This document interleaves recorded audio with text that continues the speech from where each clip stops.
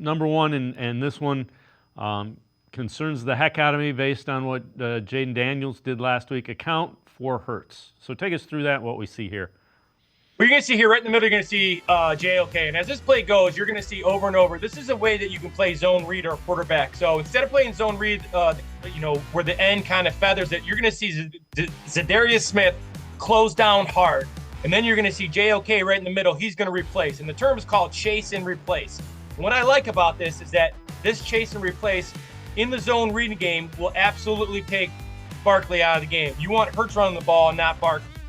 Then, besides that, with his feet, he's got to throw from in the pocket. In fact, I think Jalen Hurts, who I really like, I think he's regressed a little bit this year. He is not throwing from the pocket very well. But what ends up happening is that if you allow his feet to get going, it kind of gains confidence.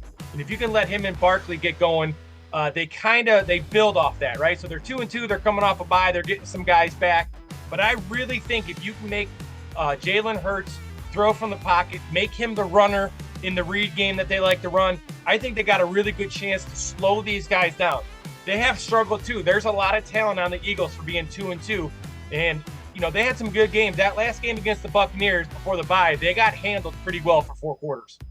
Yeah, and to your point about Hurts, a lot of people have kind of drawn, connected the dots. Shane Steichen, current head coach of the Colts, was a dynamite, offensive coordinator for the Eagles when they had all the success. And Hurts really hasn't been the same since he left.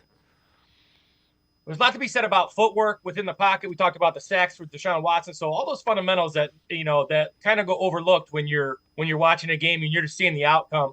What makes the outcome good is the process. And the process is what these head coaches and these elite guys, these elite coordinators, that's what they focus on.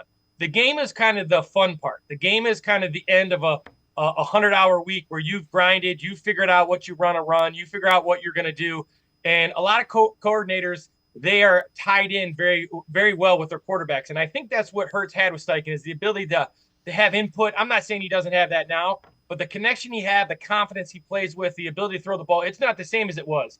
This is not the same team that, I got to watch a couple years ago in joint practices. That team was ridiculously talented and played at a high level and played for each other. They're not doing that right now.